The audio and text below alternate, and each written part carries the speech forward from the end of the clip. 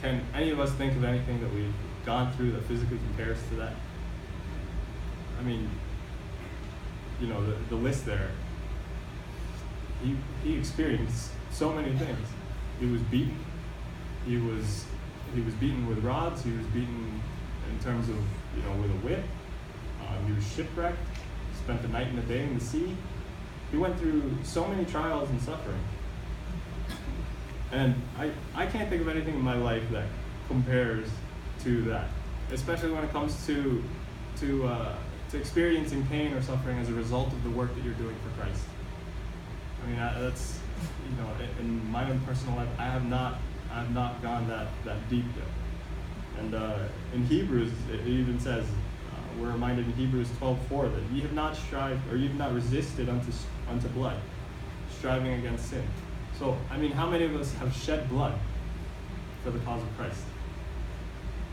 Has any one of us ever been punched in the face? Has any one of us ever been beaten for the cause of Christ?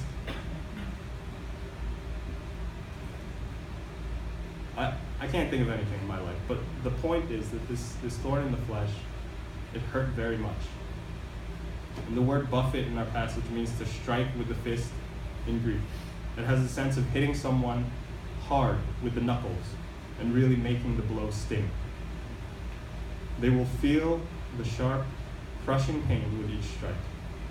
Whether it was a physical ailment or persecution or opposition faced from people or pain coming from within, from your past or from whatever guilt, whatever discouragement or depression, Paul was given a very difficult and painful problem to deal with this thorn in the flesh. And remember that this was given to him. God placed this in his life to keep him from being so proud and from exalting himself because of the special place that he was given.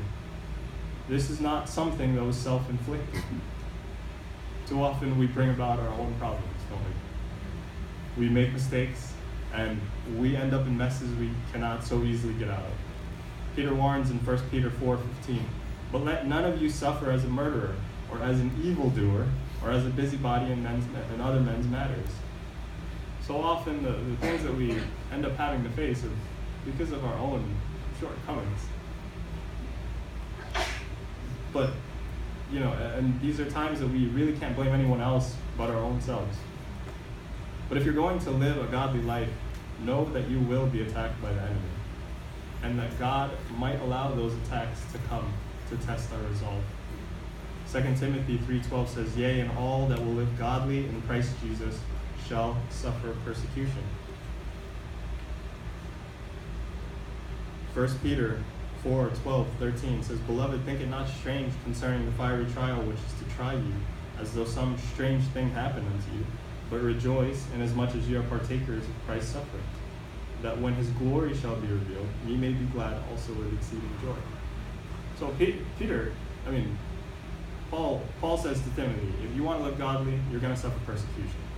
Peter reiterates that. Don't think it's strange if you're doing what's right. If you want to live according to the way Christ lived, if you want to emulate Christ in this life, don't think it's strange that fiery trials are going to come your way. James chapter 1 verses 2-4, "My brethren, count it all joy when you fall into diverse temptations, knowing this, that the trying of your faith worketh patience. But let patience have her perfect work, that ye may be perfect and entire, wanting nothing." So James says the same thing. It's gonna come your way. It's not a matter of, maybe some people will be exempt. No, it's coming. Especially if you want to do what's right. Especially if you want to live for God. But there's also an encouragement in that all of them say rejoice. And Paul reiterates this in Philippians 4:4, "Rejoice in the Lord always." And again, I say rejoice. No matter what happens in our life, no matter how hard it might be, we can still rejoice in the God who comforts us, in the God who strengthens us, and the God who empowers us. You want to do the right thing? Guaranteed you'll be tested. But facing such a difficult situation, Paul brings this to the Lord and delivers his humble plea. Verse 8 says, "For this thing I besought the Lord thrice, that it might depart from me." The word besought is the Greek word parakaleo, which if any of you really study the Bible or study the Greek, I know people already smiled right away.